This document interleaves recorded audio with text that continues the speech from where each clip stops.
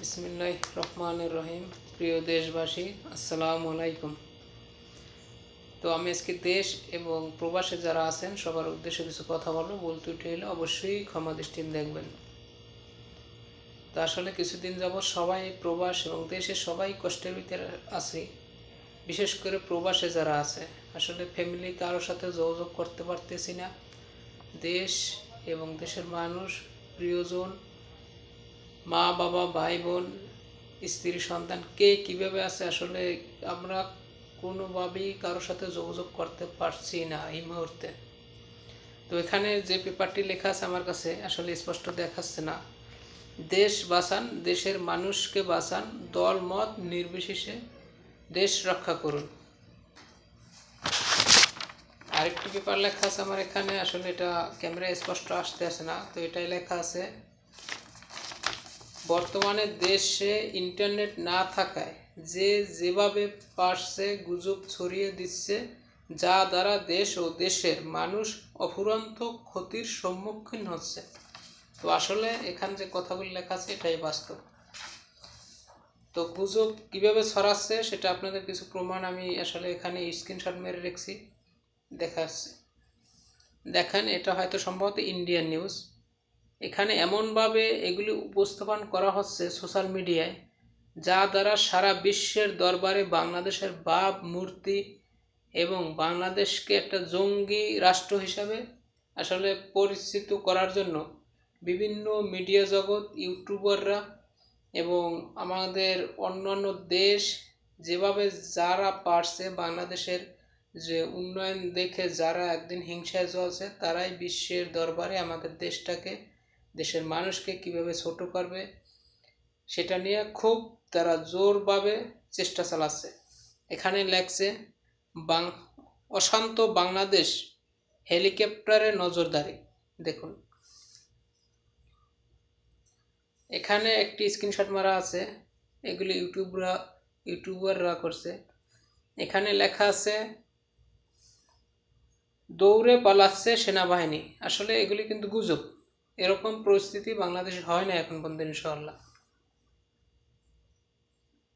এখানে একজনে লেখছে, উপরে স্ক্রিনশট মারা, এখানে লেখা আছে, 3 দেশের ষড়যন্ত্রে ছারখার বাংলাদেশ। তো এগুলো ইন্ডিয়ান নিউজ সবগুলোই। এইখানে একজনের দেখেন, এখানে আছে, এখানে লেখা আছে, 200 এমপি দেশ ছেড়ে পালিয়েছে, আরও অবাক করা তথ্য দিলে সাংবাদিক মারুফ। দেখেন, এই যে ক্যামেরা ঠিক মতন দেখাচ্ছে না।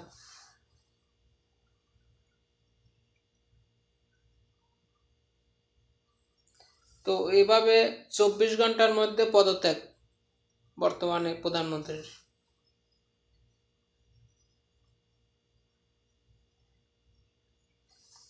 এখানে লেখা আছে, রিজাইন লেটার দিয়ে দেশ ত্যাগ করছেন প্রধানমন্ত্রী।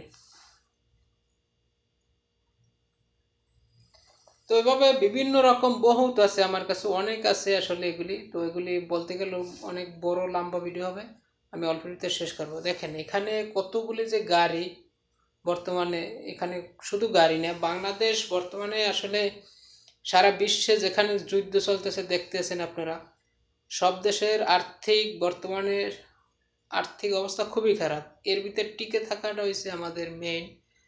তো এই অবস্থায় যে বাংলাদেশ আসলে যে পরিস্থিতি, আসলে আমরা প্রবাসে থাকি, যে অবস্থা দেখতেছি, এগুলোর জন্য আমরা কখনোই প্রস্তুত ছিলাম না, দেশের মানুষ এবং বিদেশে যারা আছে কেউ। তো কোঠা সংস্কারের পক্ষে আমরা সবাই, বেশিরভাগ মানুষই কোঠা সংস্কারের পক্ষে। যারা কিছু সংখ্যক লোক আছে যারা কোঠাগুলি ভোগ করতে, তারা হয়তো বিপক্ষে আছে, তার ভিতরে অনেক আছে পক্ষে।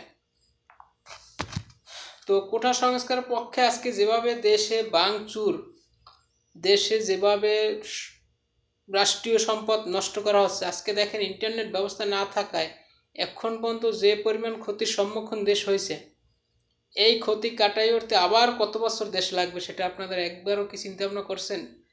দেশে যারা আন্দোলন করছে তাদের পক্ষেই সাধারণত মানুষ বেশিরভাগ, আমিও পক্ষে, কিন্তু ভাঙচুরের পক্ষে আমরা না। এভাবে যে দেশটাকে শেষ করে দিয়ে, দেশ ধ্বংস করে দিয়ে আপনারা আপনাদের দাবি আদায় করতেছেন, আসলে এগুলি তো ছাত্ররা করতেছে না, এখানে কিছু দুষ্কৃত লোক এদের ভিতরে আইসা যারা দেশের ভালো না চায় এবং দেশের মানুষের ভালো না চায় এবং আমাদের দেশের মানুষকে জানি অশান্তির থাকে, দেশের আর্থিক অবস্থা জানি অনেক খারাপের দিকে যায়, এভাবে বিভিন্ন মহল এবং বিভিন্ন দেশের মানুষ আসলে চাচ্ছে। শুধু আমাদের দেশই না, অন্য দেশের মানুষ এর ভিতরে আছে, তাদের ইন্ধন আছে। তো আমি বাংলাদেশে যে যেখানে আছেন, প্রবাসে যে যেখানে আছেন, আপনাদের কাছে জোর রিকোয়েস্ট আমাদের, দেশের সম্পদ নষ্ট করবেন না। এটা কোনো বর্তমান আওয়ামী লীগ সরকারের দেশ না, বিএনপির দেশ না, জামাত শিবিরের দেশ না। এই দেশটা হয়েছে সাধারণ মানুষের, 30 লক্ষ শহীদের বিনিময়ে দেশটা স্বাধীন হয়েছে। আজকে আপনাদের রাজনীতির কারণে, আপনাদের ভুলের কারণে দেশের যে পরিমাণ আর্থিক ক্ষতির সম্মুখীন হচ্ছে, এগুলির দায়ভার কে নেবে? তো এখানে আমি আরেকটা কথা বলতে চাই, আন্দোলন সাধারণ শিক্ষার্থীরা সুষ্ঠুভাবেই পরিচালনা করছিল। তো এখানে সরকার এবং সরকার দলীয় কিছু লোকের ব্যর্থতার কারণেও বর্তমানে এই পরিস্থিতির দায়ভার নিতে হবে সরকারকে। যেমন নাম্বার 1 যে সমস্যার সম্মুখীন হওয়ার কারণই হয়েছে আবু সাইদ ভাই। দেখেন, একজন দরিদ্র ফ্যামিলির পরিবারতে উঠে এসে এতদূর লেখাপড়া করা, এটা যারা পড়ালেখা করছে এবং যে ফ্যামিলি আনছে তাদেরই জানা আছে। যে পুলিশের হাতে আজকে অস্ত্র আছে, সে গুলি করে দিয়েছেন, একটি লোক পাখির মতো মেরে দিয়েছেন। ওইখানে যে টিম, ওখানে যে লিডারশিপ ছিল, আসলে বর্তমান সরকারের উচিত এদের সকলকে সামরিকভাবে চূড়ান্তভাবে বরখাস্ত করে এবং তাদের বিচারের আওতায় আনা। আজকে দেখেন, এই লোকটি যদি না মারতো তাহলে কিন্তু এই পরিস্থিতি এত দূর গিয়ে গড়াইতো না। সাধারণ শিক্ষার্থীরা যারা আসিলে তাদের মতো তারা আন্দোলন চালাই যেত, এখানে অন্য লোক প্রবেশ করার সুযোগ থাকতো না। তো সরকার এবং সরকার দলীয় যারা আছে, এই জন্য দেশবাসীর কাছে ক্ষমা চাওয়া উচিত আমি মনে করি।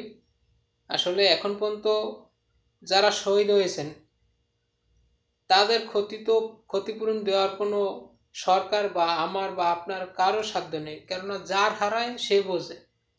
আজকে দেখেন, আপনার যদি একটা ছেলে থাকে বা একটি মেয়ে থাকে, যদি এই বর্তমান সময় যদি লোকটা মারা যায়, এটা কি আপনার টাকার বিনিময়ে সরকার যদি আপনাকে 100 কোটি টাকাও দেয়, তাইলেও কি আপনার ক্ষতিপূরণ আপনি পোষায় নেবেন? কারণ যার মারা গেছে, যার ছেলে হারাইছে, যার ভাই হারাইছে, সেই বোঝে তার কষ্ট। তো তারপরও ক্ষমাসে যারা শহীদ হয়েছেন তাদের লিস্ট করে আমি মনে করি প্রতিটা পরিবারকে 1 কোটি করে টাকা দেওয়ার সরকার থেকে ঘোষণা দেওয়া উচিত। টাকার বিনিময়ে জীবন না, কিন্তু তাদের দ্বারা যে ক্ষতির সম্মুখীন হয়েছেন তা পোষাবার সরকার এবং দেশের মানুষের নেই। তারপরও যারা শহীদ হয়েছেন তাদের কারণে বর্তমানে কোটা সংস্কার এটা আবার রায় দিয়েছেন, কোটা সংস্কারের পক্ষেই এটাই তাদের প্রাপ্য ছিল এবং তারা এইটাই মনে করতে হবে তাদের সার্থক হয়েছে। দ্রুত,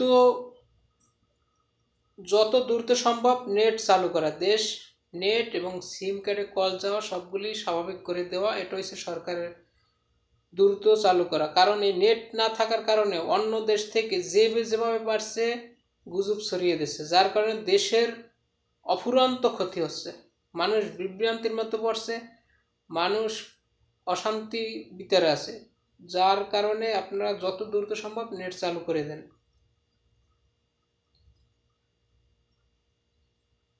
যারা এই সময় আন্দোলনে নামছে তারা কি পেয়েছে? তো আমি সব শিক্ষার্থী ভাইদেরকে বলবো, ভাই বোনদেরকে বলবো, আপনারা যেটা পেয়েছেন আসলে যেভাবে আপনারা চাচ্ছেন সেভাবে হয় না, ব্যতিক্রমী হয়েছে। তারপর আপনারা দেশের মানুষের কথা চিন্তা করে, দেশের সম্পদের কথা চিন্তা করে আপনারা বর্তমানে যার যার স্থান থেকে যেভাবে আছেন সেভাবে আপনারা ফিরে যান, এটাই আমাদের আশা, এটাই আমাদের কাম্য। কারণ আমরা দেশকে বাঁচাবার জন্য বর্তমানে এটাই সবচেয়ে ভালো উদ্যোগ। কারণ যেভাবে হচ্ছে এভাবে হইতে থাকলে আপনারা সিরিয়া দেখছেন, আফগানিস্তান দেখেছেন, পাকিস্তান দেখছেন, যেভাবে মানুষ সন্ত্রাস দমন করার নামে যেভাবে অত্যাচার নির্যাতন চালায়, এইটা যদি আমাদের দেশে হয় তাহলে দেশের কী অবস্থা হবে আপনারা একবার চিন্তাও করতে পারবেন না। এখন হয়তো আপনি মনে করতেছেন আমি প্রবাসে আছি, আমার টাকা আছে, আমার ফ্যামিলি চলবে। আরে ভাই, আপনার টাকা তো পাঠাইতেই পারবেন না, আপনার ফ্যামিলি খাবে কি? আপনি বিকাশে টাকা পাঠান, ব্যাংকে পাঠান, টাকা তুলতে পারবে না।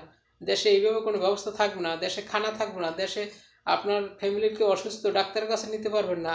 দেখা যায় আপনার বাবা অসুস্থ, ডাক্তারের কাছে যেতে পারবেন না, গাড়ি নেই, ডাক্তার নাই।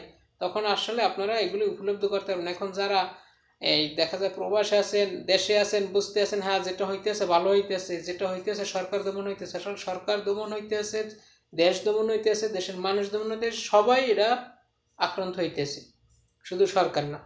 যার কারণে দেশের মানুষের কথা চিন্তা ভাবনা করে আপনারা বাংলাদেশে আন্দোলন অধিকার আপনাদের সবারই আছে, আন্দোলন করার বা আপনাদের দেখা যায় দাবি আদায়ের, এগুলি সবার অগ্রাধিকার এবং বাংলাদেশ গণতান্ত্রিক দেশ হিসেবে। তো সেই জন্য এই না যে জ্বালাও পোড়াও, এটা করো সেটা করো, আসলে এটা তো সাধারণ শিক্ষার্থীরা করতে আসে না, এখানে দেখা যায় বিভিন্ন মহলের লোক বর্তমানে দেশটাকে শেষ করার জন্য উঠে পড়ে লেগেছে। আমি বর্তমানে যারা আন্দোলনরত আছেন সবার কাছে বিশেষভাবে অনুরোধ জানাবো, বিশেষ করে আমি প্রবাসে থাকি, প্রবাসীদের পক্ষ থেকে আপনারা দেশকে বাঁচান, দেশের মানুষকে বাঁচান, আপনারা যার যার স্থান থেকে সেভাবে। আপাতত আপনাদের নাইলে দেখা যায় এখন যে দুষ্কৃতী আপনাদের ভিতরে ঢুকে গেছে, এরা এমনভাবে দেশে হামলা করবে, মামলা করবে, যেগুলোর দায়ভার দেখা যায় ছাত্রকে উপর চাপাই দেবে। তারপর দেখা যায় কি হবে, দেশে বিশাল একটি অরাজকতা সৃষ্টি করে দেশটাকে আমাদের ধ্বংস করে দেওয়ার ফলে শুধু দেশে না, দেশের বাইরে বিভিন্ন দেশও আমাদের দেশের পিছে মানে দেশ ধ্বংসের দিকে যায়। আজকে দেখেন দেশে আমাদের যে ব্যবসা বাণিজ্য বিভিন্ন দেশের সাথে এভাবে চলতে থাকলে সব কিছু বন্ধ হয়ে যাবে। তখন আমাদের দেশ, যেমন আমরা অনেক সময় দেখি যে বিভিন্ন দেশে যখন আপনার যুদ্ধ চলে, তখন কিন্তু আমরা বলি ওই দেশ সন্ত্রাস, এই দেশ তালেবান, এই দেশে সন্ত্রাসী বেশি, এই দেশে জঙ্গি হামলা হয়। তখন কিন্তু বিশ্বের দরবারে আমাদের দেশটা এভাবেই পরিস্থিতি লাভ করবে। আমরা যে বিদেশে যারা আছি, আমাদের দেখলে মানুষ বলবে এগো দেশে হাঙ্গামা, দরাদরি, মারামারি, কাটাকাটি, এগুলো থেকে এই লোকগুলি ভালো না। তখন কিন্তু আমরা আওয়ামী লীগ, বিএনপি, জামাত, শিবির এইগুলি দেখবে না যে এটা ন্যায়, এটা ন্যায় ছিল না। এইগুলি কিন্তু মানুষ যাচাই বাছাই করার সময় নেই, কারণ তারা এক ব্যক্তি বলবে দেশের মানুষ ভালো না, বাংলাদেশি মানুষ জঙ্গি হামলা করে, মারামারি, কাটাকাটি, একজন গুলি করে পাখির মতো মারতে আসে। তখন পরিস্থিতি লাভ পাবে এভাবে, যেটা দিয়ে দেশের মানুষ, দেশ সবকিছুই ক্ষতির সম্মুখীন হবে। আমাদের বাপ মূর্তি, মান সম্মান কিছু থাকবে না। তো দয়া করে আপনাদের কাছে আমি হাত জোর করে রিকোয়েস্ট করতেছি, যে যেখানে আছেন, আপনি আওয়ামী লীগ করেন, বিএনপি করেন, জামাত করেন, শিবির করেন, আপনার স্থান থেকে আপনার দেশ রক্ষার্থে, দেশের মানুষকে রক্ষার্থে বর্তমানে যে আন্দোলন, এগুলি আপনারা বন্ধ করুন, দেশকে বাঁচান। একটি সুস্থ মানুষ, বিবেকবান মানুষ কেউ চায় না যে দেশের সম্পদ। আপনারা দেখেন ইন্টারনেট ব্যবস্থা আজকে কি পরিমাণ ব্যাহত হচ্ছে। আপনারা দেখা যায় বিভিন্ন জায়গায় জ্বালাই দিচ্ছেন, অফিস, এটা সেটা, গাড়ি ঘোড়া, এগুলি আন্দোলন হতে পারে না। আমরা তো আন্দোলন অন্যান্য দেশেও দেখি, কিন্তু এগুলি তো আন্দোলনের নামে যে জ্বালাও পোড়াও, ধ্বংসাত্মক এগুলি চালাচ্ছেন, এগুলি তো হয় না। আবার যেসব পুলিশ অফিসার যে শিক্ষার্থীদের গুলি করছেন, আজকে আপনাদের ভুলের কারণে দেখেন বাংলাদেশে কি পরিমাণ ক্ষতি হচ্ছে। আপনারা সুযোগ করে দিয়েছেন এখানে হামলা মামলা করার জন্য। আপনারা যদি আপনাদের স্থান থেকে আবু সাইদ ভাইকে যদি গুলি না করতেন, আর যদি আপনারা দেখা যায় আপনারা দেশ রক্ষার্থেই আপনাদের চাকরি, আপনাদের এগুলি মোকাবিলা করতে হবে। যে আপনারা অধৈর্য হয়ে আপনারা গুলি করবেন সেটা না, আপনাদের কাজ হয়েছে দেশ রক্ষা করা, দেশের মানুষকে সেবা দেওয়া। সেখানে আমার যদি কিছু বলার থাকে, আমি অধিকার খাটাইতে চাবো, আপনাদের দেওয়ার হইলে দিবেন, না দেওয়ার হলে আপনার চুপ থাকবেন। এটা দেশের স্বার্থে। আজকে যদি আপনারা চুপ থাকতেন ওখানে যারা ছিলেন, তাহলে কিন্তু দেশের এই পরিস্থিতি আজকে হতো না। হাজার হাজার কোটি কোটি টাকার যে আজকে দেশের ক্ষতির সম্মুখীন, ভাবমূর্তি যা নষ্ট হচ্ছে, এগুলো কি টাকায় হবে? তো আপনাদের কাছে অনুরোধ, বিশেষভাবে অনুরোধ, আপনারা এইগুলি বন্ধ করুন, বন্ধ করুন, বন্ধ করুন, দেশকে বাঁচান। না হয় আপনারা এমন এক সময় আসবে, আপনারা আফসোস করবেন যে আমরা এটা কি করলাম। আমি বিএনপি করি, আমি চাইছিলাম সরকার পতন করতে। আমি আওয়ামী লীগ করি, আমি চাইছিলাম আমার সরকার রাখার জন্য। আমি জামাত করি, আমি চাইছিলাম আমার দল ক্ষমতায় আসার জন্য। তখন কিন্তু দেশ এমন একটা পরিস্থিতি যে পৌঁছবে, যখন আর কোনো দলেরই কিছু করার থাকবে না দেশকে বাঁচাবার জন্য। একটি দেশে যদি আপনার এই রকম অবস্থা হয়, তাহলে আবার 50 বছর 100 বছর লাগবে আপনার ঘুরে দাঁড়াইতে। এত পরিমাণ ক্ষতি হইবে আপনারা যা কল্পনাও করতে পারবেন না। যার কারণে আপনারা এগুলি বর্তমানে বন্ধ করুন। আমার ভিডিওটা অনেক বড় হচ্ছে, আশা করি আপনারা ধৈর্য সহকারে শুনবেন, কারণ আমি যে কথাগুলি বলছি কথাগুলির ভিতরে যুক্তি হয়তো দেখা যায় আমি এভাবে লাইভে আসতে চাই নাই, তারপরেও বর্তমান পরিস্থিতিতে আসছি।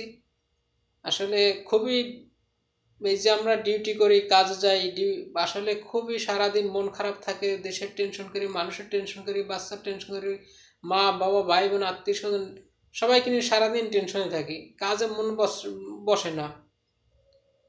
তো এইগুলির দায়ভার কে নেবে?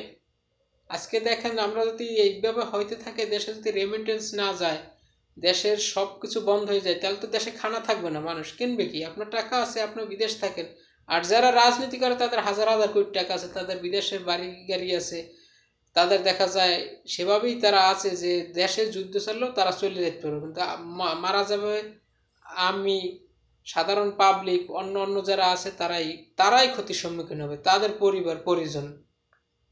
বিদেশে বসে অনেকেই বলতে পারে যে হ্যাঁ আমার টাকা আছে, আমি আমার ফ্যামিলি চালাতে পারবেন না। বর্তমান পরিস্থিতিতে আমরা টাকা কীভাবে পাঠাইবেন? মাত্র দেখেন না, একটা মাস যদি এইভাবে চালায় তাইলে দেখবেন আপনার ফ্যামিলির কেউ অসুস্থ হোক তাইলে বুঝবেন যে ডাক্তার নাই, একটা লোক আল্লাহ না করে মারা গেলে তখন বুঝবেন। তো এইগুলি করার আগে আসলেই আমাদের এইগুলি থেকে বিরত থাকা উচিত। সবাই দেশকে রক্ষা করুন, দেশকে রক্ষা করুন, দেশের মানুষকে রক্ষা করুন। আল্লাহ হাফেজ। ভুল ত্রুটি হলে অবশ্যই ক্ষমা দৃষ্টি দেবেন। আসসালামু আলাইকুম।